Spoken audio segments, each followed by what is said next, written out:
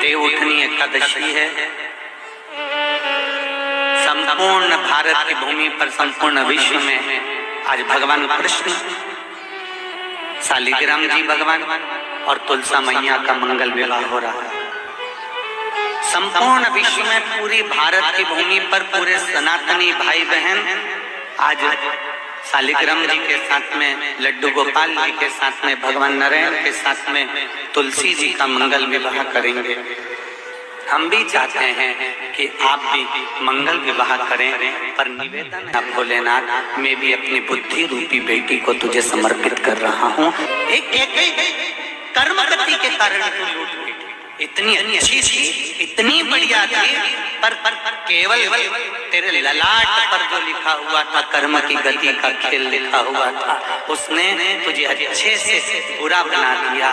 मेरा निंदाओं की इस पावन धरा से, घर घर में चल रही महापुराण से, आस्था चैनल फेसबुक पे सुन रहे सारी बहू बेटियां और माताओं से कि ना सास बुरी होती है ना बहू बुरी होती है।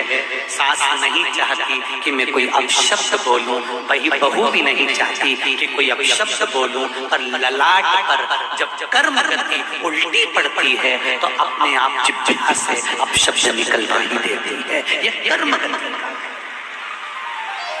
अब ऐसे समय पर क्या करोगे आप?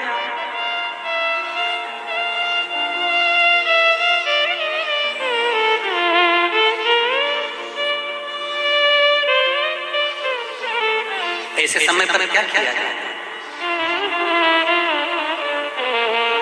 कार्तिक महीने में 2 वस्त्र की महत्वता होती है। ध्यान लगाना जरा, जितनी भी माताएं बैठी हैं, चाहे वो सासू माँ हो चाहे बहू हो, बेटियां भी कभी ना कभी बहू बनेंगी और आप भी कभी ना कभी सास बनेंगे, स्मरण रखें। कार्तिक महीने में 2 वस्त्र का विधान है, एक पीले कलर का वस्त्र और एक लाल कलर का वस्त्र। एक पीला वस्त्र है, एक लाल वस्त्र।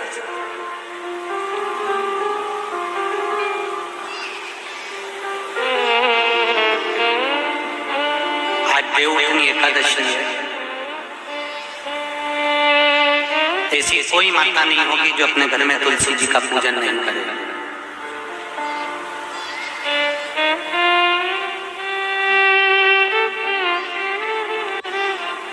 घर की माँ यदि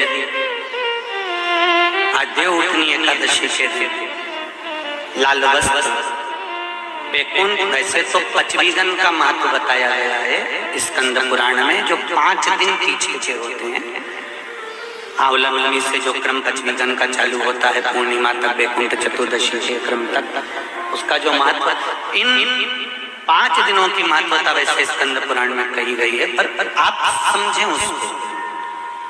लाल वस्त्र अगर कार्तिक महीने में तुलसा महारानी पर ओढ़ाया जाता है और वही वस्त्र बाद में रख लिया जाता है संभाल कर, तो उस घर में किसी कर्म गति के कारण भी अगर अपशब्द निकल रहे होते हैं तो वो अपशब्द वो वस्त्र रोक लेता है, वो वस्त्र रोकता है।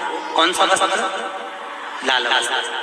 पीला वस्त्र इन 5 दिन में अगर तुलसा महारानी को चढ़ाया जाता है और उसको रखा जाता है, तो जिस नारी के गर्भ से संतान नहीं भी हो रही होती है, उसके कक्ष में अगर वो वस्त्र कुछ दिन तक रखा रहता है तो ये निश्चित आती है कि गर्भ ठहरता जरूर है। ये पीले वस्त्र की और लाल वस्त्र की महत्वता कार्तिक महीने में।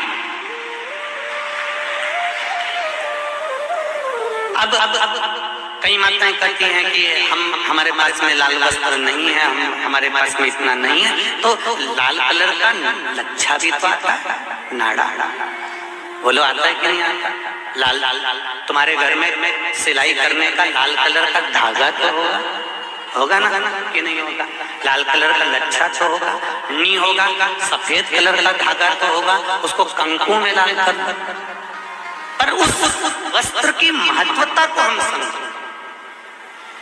जैसे बांस की पिटारी में, ये तो तुम लोगों की परिभाषा है। आजकल की माताएं तो सुहाग का सामान प्लास्टिक की टोकरी में रख कर देती हैं, पर हमारे यहाँ नहीं लिखा कि प्लास्टिक की डलिया में सुहाग की सामग्री दो। हमारे यहाँ कहा कि जो वंश बढ़ावे, जो वंशकार होते हैं ना, बांस बनाने वाले होते हैं, वंशकार होते हैं, इनको तो तुम्हें रोज धन्यवाद देना चाहिए। जो बांस का टोकरी बनाते हैं, सुपड़ा बनाते हैं, बांस का सामान बनाते हैं। आज भी विवाह में हमारे यहाँ मंडप भी बांस का होता है, सुपड़ा भी बांस का, डलिया भी बांस की। सबसे पहले खलमट्टी अगर आती है शादी के ब्याह में, सबसे पहले मिट्टी आती है तो बांस की टोकरी में आती है। एक नियम है। क्यों? क्योंकि जिसकी शादी में मट्टी, इधर लाते मट्टी, जिसकी शादी में मट्टी बांस की डलिया में आती है, उसको संतान के लिए डॉक्टर को दिखाने की जरूरत नहीं।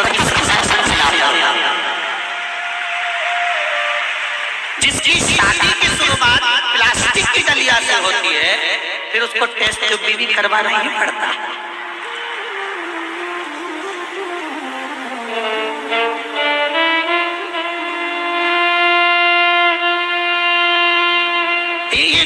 कुछ हमारे शास्त्रों के नियम है। अब आप उसको समझो ना समझो, चाहे उसके ऊपर हंसो, चाहे कुछ भी कहो। आप चाहो तो थोड़े दिन बाद कह देना, बताओ शिवर वाला महाराज तो पगले जैसी बात करता है, तो उसमें कोई दिक्कत वाली बात नहीं है। पगले का अवार्ड हमको ही मिलने वाला है, उसमें कोई दिक्कत वाली बात नहीं। पर उसको समझो कि हमारे सनातन धर्म में ये वंशकार, बांस का सामान बनाने वाले, बांस की डलिया बनाने वाले, बांस का सुपड़ा बनाने वाले, सबसे पहले ये वंशकार हुए, फिर खवास नाई ये हुए, फिर चर्मकार हुए, जूता चप्पल बनाने वाले, फिर अन्य जितने हमारे यहाँ, इनको लोग कहते हैं कि इनको हमारे यहाँ से हटा दिया, ऊंची जाति वाले ने इनको पीछे हटा दिया। कोई इनको पीछे हटाने वाला नहीं है। केवल तुम्हारी बुद्धि से लोग तुमको प्रश्न कर रहे हैं कि हमको नीचा दिखा रहे हैं, हमको ऊंचा दिखा रहा है। किसी जात में, किसी समाज में ये नहीं कहा गया कि इनको नीचा दिखाना। प्रत्येक समाज में, चाहे ब्राह्मण के घर की शादी हो, चाहे क्षत्रिय के घर की शादी हो, चाहे वैश्य के घर की शादी हो, सबसे पहले वंशकार की डलिया आती है, वंशकार आता है। सबसे पहले हमारे यहाँ अगर पादुका बनाई जाती है तो सबसे पहले चर्मकार आता है, सबसे पहले हमारे यहाँ खवास आता है। पहले इनको लाकर बिठाया जाता है। पहले संबंध भी सेठ खुद नहीं जाता था करने के लिए, खवास जाता था, वंशकार जाता था, ये जाते थे, संबंध पक्का कर आते थे और शादी हो जाती थी। ना लड़का देखता ना लड़की देखती। ये सब बाद में चालू हुआ। अब दुनिया के लोगों ने अपनी राजनीति को अखाड़ा बनाने के लिए कह दिया कि ये समाज नीची हो गई, ये समाज ऊंची हो गई, इसको पिछड़ा में कर दिया, इसको उसमें कर दिया। कोई नहीं कर रहा किसी को। भगवान की ये पोथी रखी है शिव महापुराण की, जिस पे रखी है, इसके 4 पाए, 1, 2, 3 और ये 4, ब्राह्मण क्षत्रिय वैश्य शूद्र, ये 4 पाए पर मेरी शिव महापुराण की पोथी रखी हुई है। कोई साधारण है?